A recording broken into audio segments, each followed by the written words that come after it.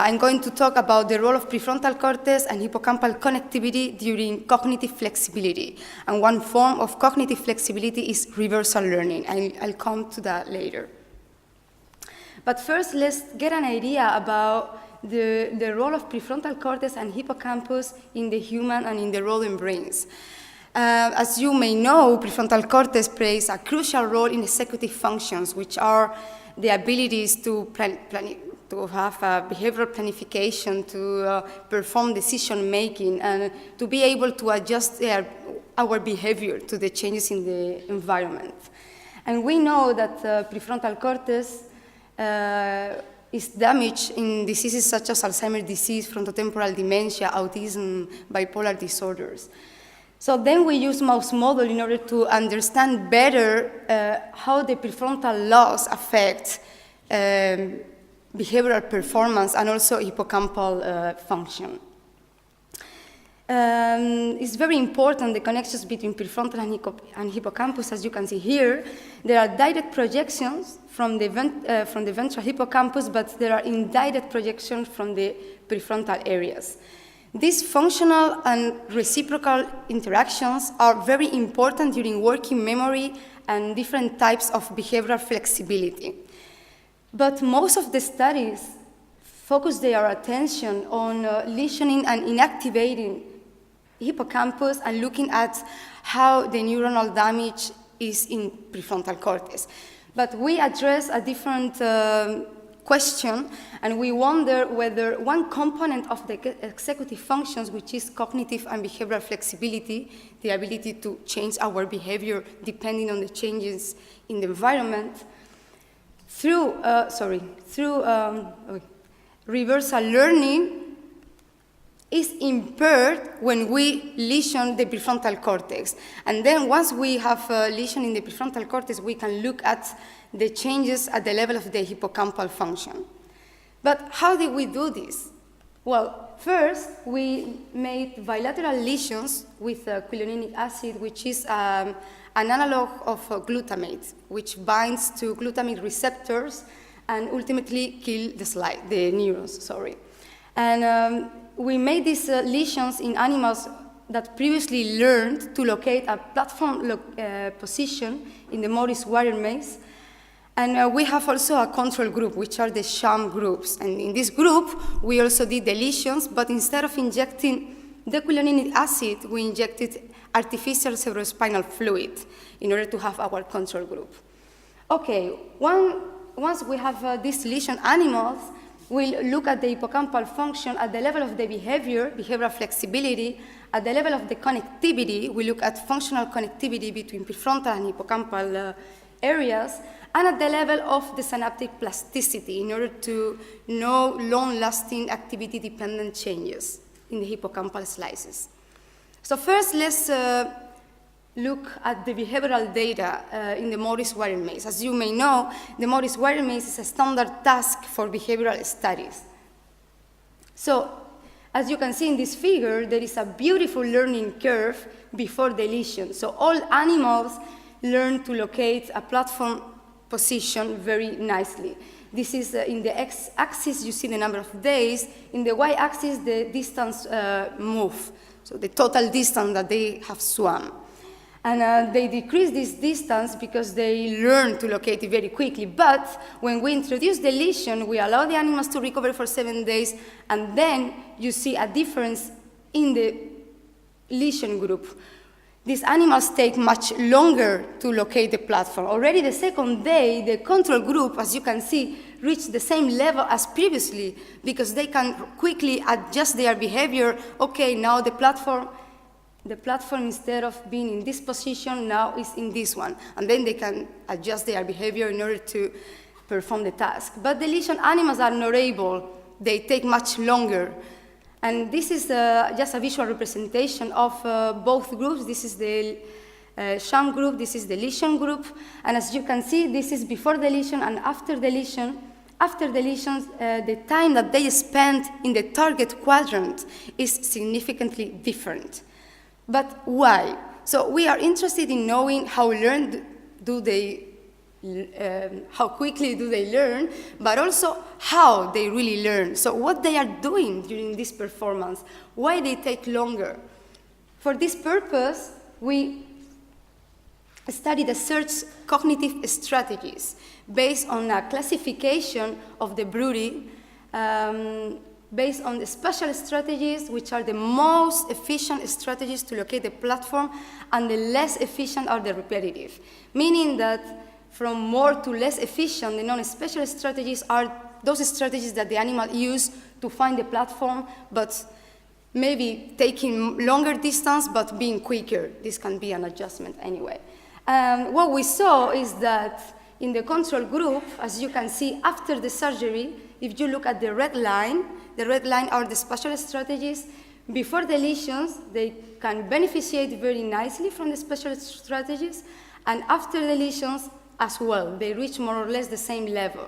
But the lesion group, after the prefrontal lesions, they can no longer beneficiate from the spatial strategies, but they maintain a mixture of repetitive and non-spatial strategies.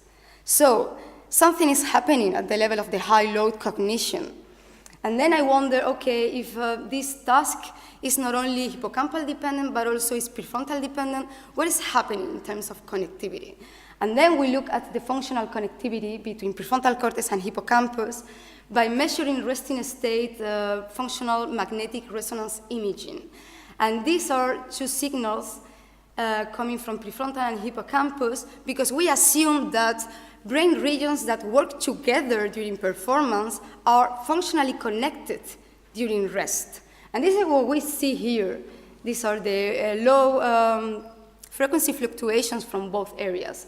So we measure the blood oxygenation level dependent signals, and what we see is that when we select the orbitofrontal cortex as our C region, then we calculate the functional connectivity of the orbitofrontal cortex with the rest of the brain, and we create a map, a functional connectivity map of the sham and the group and the lesion groups.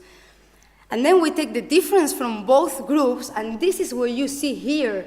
These are 3 slices from the brain where all these voxels show the regions that are differently connected in the shams and the lesion group.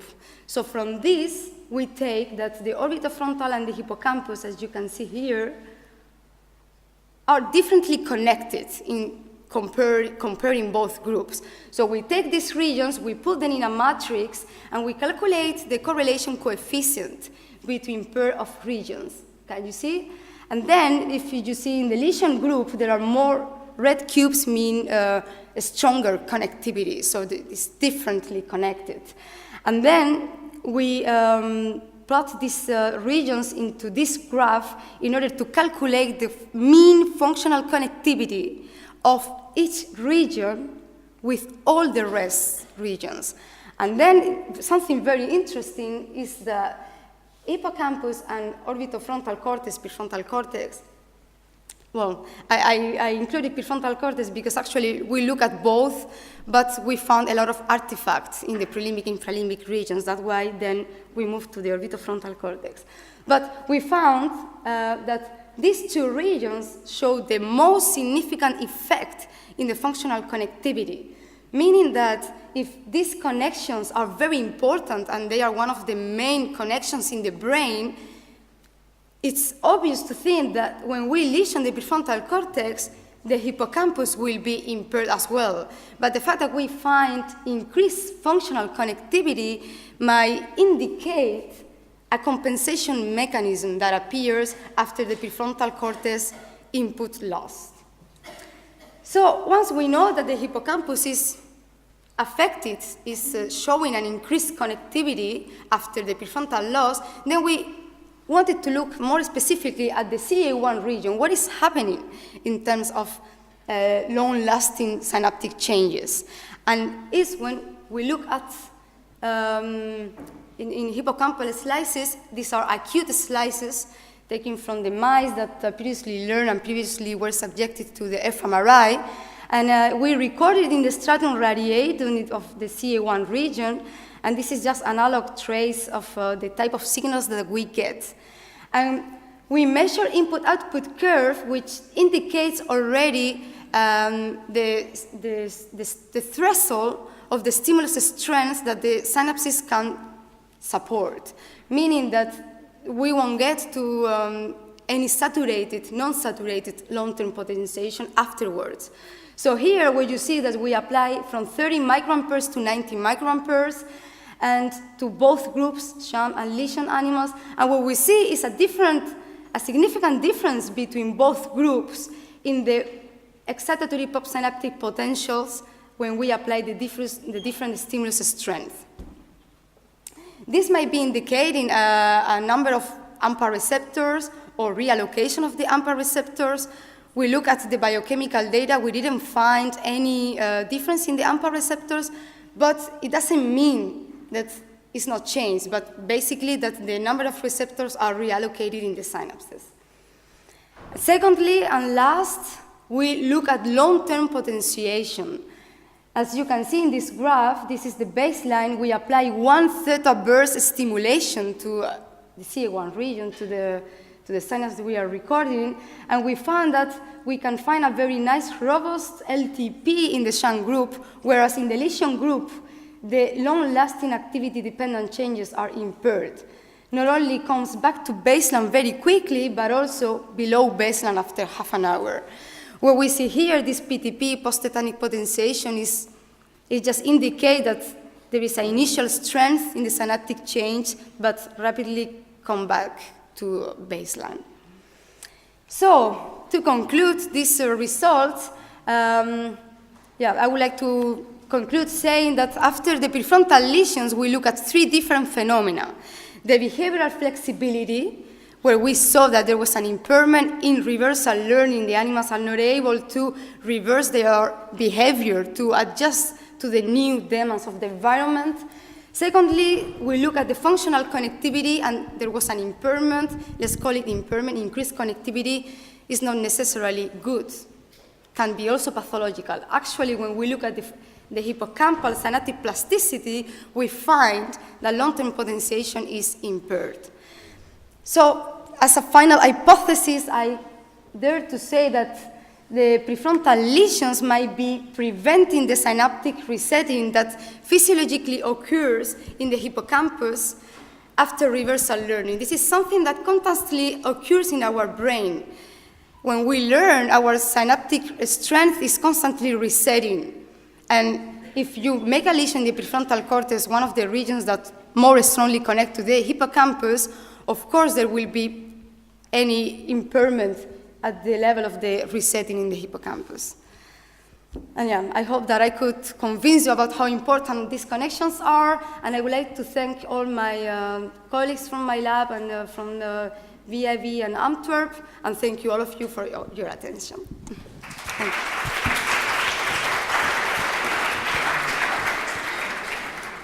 Thank you very much. Questions?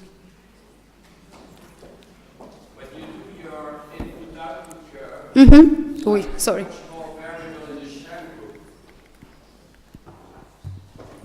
The variability. Yes. Yeah, I also wonder about that, and this biological variability, it should be the opposite. I know it should be exactly the opposite at the level of the lesion group.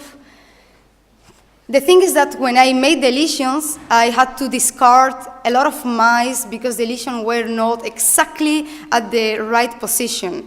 So it might be that after removing all the mice that didn't have the perfect lesions, that's why the variability changed after this removal. That's my... Yeah, I would say, looking at it, I'm not a specialist of the hippocampus, but it looks a bit too variable in the sham group. Yeah, Which I'm not surprised, because a long time ago we actually tried to do this stuff and we had very, very variable results from one day to the other. The thing is that when I did, let me show you something. When I did the input-output curve, this is an acute experiment that to look at the effect of the cholinergic acid on the synapses. And when I did this, I found if you can compare these error bars with the previous ones, are slightly similar still. I mean, they are still big. So that's why, I could get the same error bars in this type of analysis after reversal, and also in this type of analysis after the injection. So yeah, it just indicates maybe a biological variation, and it's physiologically normal, maybe. Maybe. Maybe. Thank you. Okay, let me thank the speaker again. Okay, thank you.